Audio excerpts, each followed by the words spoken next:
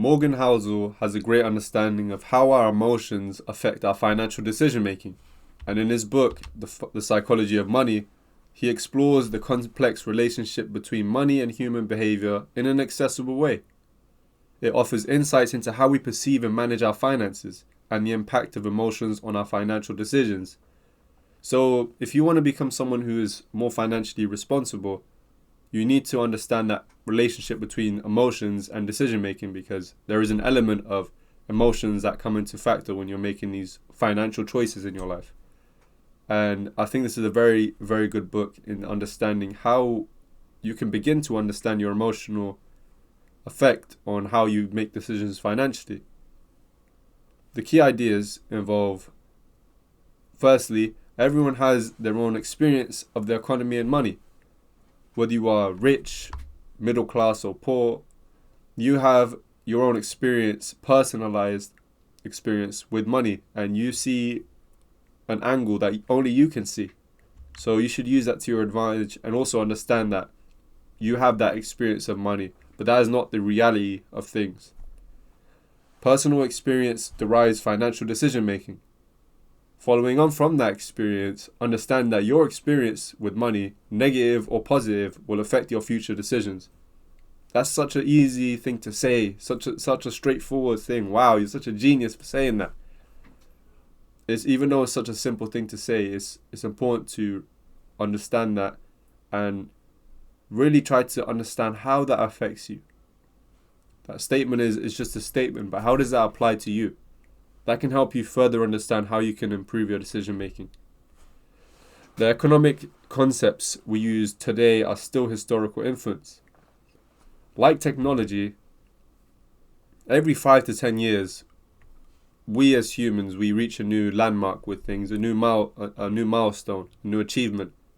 The same way that with the economic concepts, we reach new milestones every 5 to 15 years. So it's ever evolving, ever changing. Don't feel like it's just going to be stagnant forever. Things change, so you should want to adapt with things too. Luck plays a bigger role in financial successes than you might think. I think that luck sometimes is overlooked, but even in any industry that you look at, there is an element of luck in someone's success. Whether they have the right resources, they do things at the right time, or they're at the right place. Those things, there's a percentage of luck involved in that, and you understanding that and you trying to apply that into your own life will help you move forward, knowing that how you can implement things and consider luck as a variable, because that is an existing variable. Focus on broad patterns rather than specific cases that can help you make better calls. This may be related to investing or anything like that, but let's take this out of context and let's just apply it to in general, because that's what we're trying to do. If you look at, for example, in your own industry, in your own passion, if you look at the top 1% of people, those are the specific cases of outstanding people. However, if you take 100 people ranging from, low end to high end people in your industry, you will start to build that broader case of how things can go. What kind of patterns can you see between all those 100 people? And that can help you make a better decision because it's more well-rounded as opposed to looking at specific 1% sort of cases. Envy can make you reckless because it makes you want what others have. Envy, as well as jealousy, fear, greed, all of those negative emotions and negative feelings will be a detriment to you eventually. No matter even if it helps you at the start, it will be a detriment to you because they are negative feelings. They have bad connotations to them. They will destroy things in your life, whether it is your life or things around your life. Drop those emotions as soon as possible. If you need to speak to someone, but stay away from those things. Amassing a fortune is easier than keeping hold of it. You could have let's say you can make £1 million in 5 years, but for the next 5 years, how much of that $1 million can you even keep? Many cases, people lose that £1 million quickly. Some people keep that $1 million, they keep a lot of it. But understand that in many cases, it's easier to make that money as opposed to keeping it. Now, you can be wrong half the time and still make a fortune. This is to the perfectionists out there that believe that you need to be right 100% of the time, that you need to make every decision correctly and according to your majestic plan, your perfect plan. That's not true. You can be wrong half of the time and still come out with a win of some sort. So if you are a perfectionist out there waiting to make 100% of your moves right the first time, you're not.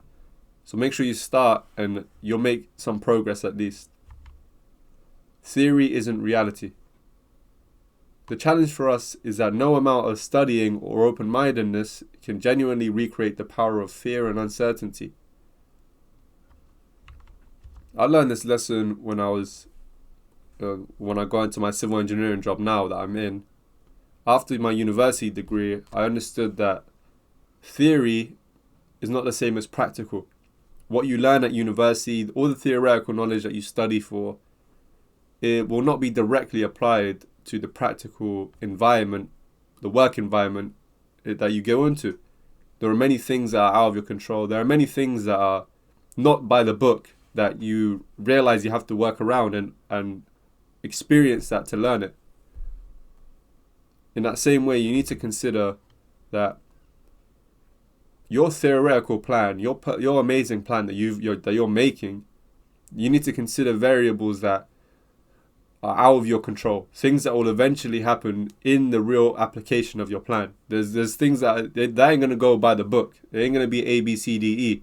It might be B. It might even start with B, go to Z, go back to E, and it's gonna be an array of things that could happen. So prepare for it at least mentally. Try prepare some scenarios, but more importantly, just get involved. Get your hands involved in your plans. Make sure you're actually actively working towards it so you can learn from your experiences. Lessons from Warren Buffett. There is no reason to risk what you have and need for what you don't have and don't need. Clearly, this is about investing because Warren Buffett is a renowned investor. But let's take this out of context again and, just apply this generally because hopefully there is a lesson out of it. If you are making plans for something that you want to achieve, make sure that you're not risking everything that you have for everything that you don't have. Make sure that you are being reasonable so that you don't risk everything that you have for things that are out of your control that you cannot necessarily get. More importantly, just become a reasonable person with your money. Luck and risk. But more important is that as much as we recognize the role of luck in our success, the role of risk means that we should forgive ourselves and leave room for understanding when judging failures. It's important to believe that there is an element of risk involved, and that means that when things do go wrong, forgive yourself and move on. Don't be too stuck on how you failed, why you can't go forward anymore. Continue moving forward because risk is an element of everything that we do. There's always risk involved. But if you keep going, you will find ways to break barriers and to continue succeeding. A plan is only useful if it can survive reality, and a future filled with unknowns is everyone's reality. Make sure that you apply that element of realism to your plans. This is not a Disneyland world. This is not a fairy tale. You are not the main character. You're not an anime character. In the real life, there's uncontrolled variables. There's things out of your control that can happen. So be realistic with your plans. Make sure that you consider a few of the variables that you cannot control and move forward, because that's how you make a great plan. That's how you actually make a plan that you can apply in real life. If we're just talking about theoretical plans, look, we can write a 10-page anime arc. We can write a 10-page Disneyland story. But if you want to apply these things, consider the reality of things. How many things are out of my control? What is out of my limitations? What is the best way to achieve what I'm trying to achieve in a sensible manner? Those are the things you should consider. So thank you for watching.